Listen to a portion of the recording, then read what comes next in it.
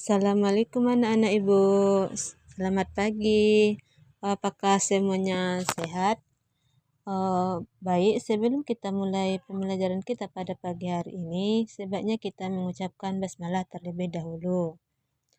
Baik, adapun pembelajaran kita pada pagi hari ini yaitu kita akan membahas tentang kaidah mutlak dan muqayyad. Pertama-tama kita akan membahas kaidah mutlak dulu ya. Pengertian mutlak. Mutlak menurut bahasa berarti tidak terikat. Menurut istilah ulama usul, mutlak adalah suatu lafaz tertentu yang tidak terikat oleh batasan lafaz yang mengurangi keumumannya. Sedangkan menurut secara istilah adalah lafaz yang menunjukkan makna umum dan tidak terbatas, tanpa syarat atau batasan seperti waktu, tempat, jumlah, ataupun sifat. Selanjutnya kita masuk pada contoh lafaz mutlak dan muqayyad. Terdapat dalam Quran surat Al-Mujadalah ayat 3 yang artinya, dan orang-orang yang menzihar istri mereka, kemudian mereka hendak menarik kembali apa yang mereka ucapkan, maka wajib atas mereka memerdekakan seorang budak sebelum kedua suami istri itu bercampur. Quran surat Al-Mujadalah ayat 3. Jadi dari ayat di atas terdapat kata fatahriru raqabati yang artinya maka bebaskanlah seorang budak. Lafaz raqabah atau budak adalah mutlak. Tidak disebutkan apakah budak itu laki-laki atau perempuan, mukmin atau kafir.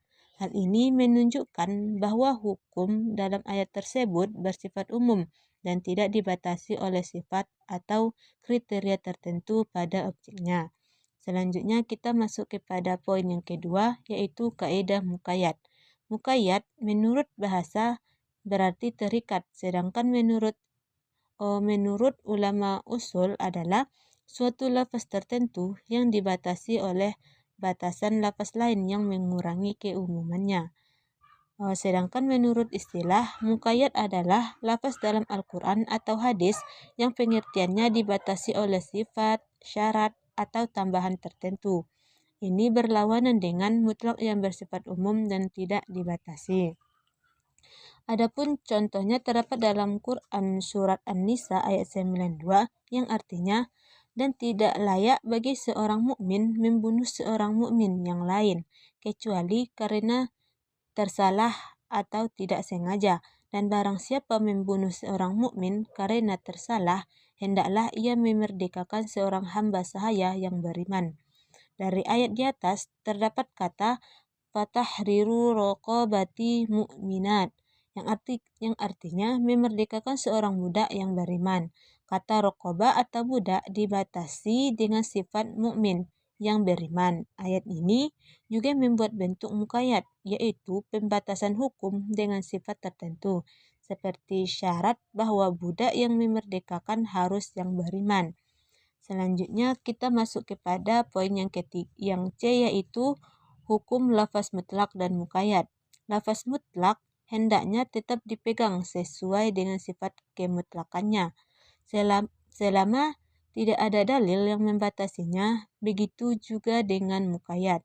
Lafaz mutlak menjadi tidak terpakai jika ada lafaz muqayyad yang menjelaskan sebab dan hukum tersebut. Selanjutnya poin yang D adalah pembagian lafaz mutlak dan muqayyad. Lafaz mutlak dan muqayyad mempunyai bentuk-bentuk yang bersifat rasional.